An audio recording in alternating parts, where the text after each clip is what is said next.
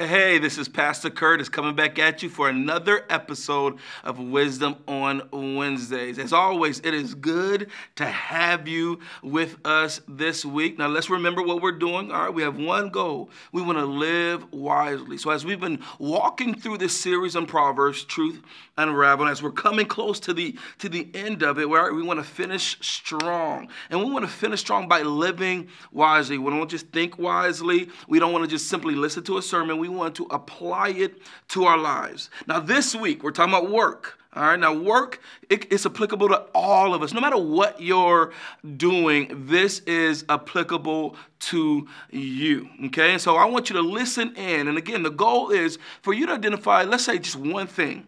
Walk away from this video with one thing for you to apply in your specific area of work, all right? Now, three things I want you to consider. First, dignify it. Secondly, develop in it. And lastly, do it. So first, dignify. Let's dignify work. Let's remember that work was created for our good and for our joy. And often our posture and approach to work is as though work is sent from Satan or from sin. And our posture is often with complaining, with gloom. And we need to go back and dignify work. And this is all work. This is no matter what you do, whether you're running a company, whether you're picking up trash, whether you're wiping the noses of 3-year-olds in a preschool class, no matter what you do, your work has dignity. And I want you to live with that dignity, work with that dignity. So practically, how can we foster a return to dignity? I think one, have a heart of gratitude, right? Remind yourselves that everything you do, no matter what it is a gift from God. And it's a call for you to live out that gift. So I want you this week to list out every day, find 1 or 2 reasons why you're grateful for the work God has called you to do, specifically. And then share that with somebody. Parents, speak well of work with your kids.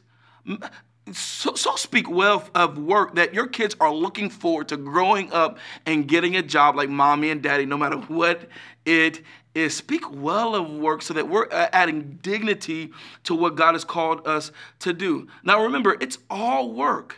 Like Mike Rowe, the host of Dirty Jobs, he did a TED Talk, one of my favorite TED Talks of all times, and he talks about there is a war on work. And he's right. Like quite often in our society, we look at work and we look at the blue-collar working class and we will look down on that work as though it is demeaning and less than. And then we will uplift white-collar work and exalt it as that is the goal of our life, right? And God is saying everything you do, even if all you do is that one thing for the rest of your life, hey man, that should be dignified and you should have joy in doing that. So what we should do is not just dignify it for us, but dignify it for other people. I want you to find someone that's doing a job that really you couldn't see yourself doing, that you don't look forward to doing, that you don't want to do. I want you to find that person, one, and tell them thank you for what they're doing. And two, find a reason that you can speak dignity back into that person for what they are doing.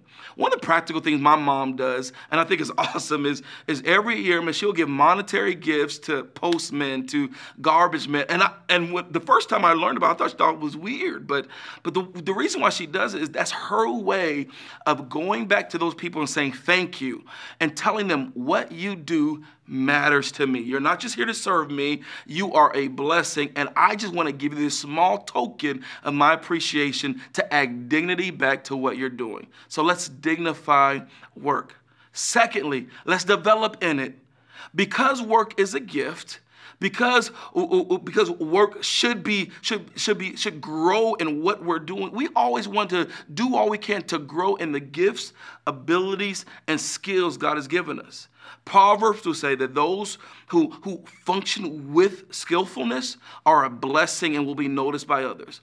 Now, even if you're not noticed, we honor the Lord in growing and developing in the skills and gifts and abilities He's given us. That is a stewardship of what He's given us. So practically, take time to grow. What you can do is find time this week. If you can, every day. If not, 2 or 3 times this week, spend 30 minutes. 20 minutes, I want you to read. read an article, a blog, listen to a podcast, read a chapter in a book. But digest and process information on the thing you're doing, no matter what you're doing. Whether you're playing sports, raising kids, no matter what, spend 20 minutes processing information to help you grow, and then 10 minutes reflecting on that information and how you can apply it to what you're specifically called to do. And then lastly, do it. Man, Proverbs always lifts up the ant as the example. It says, don't be slothful. Look at the ant. The ant works hard. The ant works hard. And when the sun is beaming outside, work like the ant. Now, some of you, practically, you just need to get a job, all right? But many of us have a job, but if we're honest, there's areas in how we do our job that we would say, you know what, we're lazy. And we just need to work hard. It's honoring of the Lord. It's how we practically walk out the dignity God has placed in work. Look at the last few days you've worked. Look at your calendar. How have you spent your day? Look at the ways you've spent it that you would say, yeah, that wasn't the hardest. That was kind of lazy. And be strategic in how to eliminate that. Maybe leaving your phone in the car or on Do Not Disturb or turning the internet off if you can. But do all you can to do work and do it well and work hard at it. And then one practical thing that I begin to do each day and then each week is I will look back on my day and I'll look back on the week and really analyze how I've worked and really say, okay, am I leaving this day, am I leaving this week having worked hard in a way that's honoring to the Lord, in a way that's serving my boss? Have I done it? And as I look ahead, I want to plan my time in a way that really represents me working hard. So as we close, let's recap. First, dignify it. Secondly, develop in it. And then lastly, do it.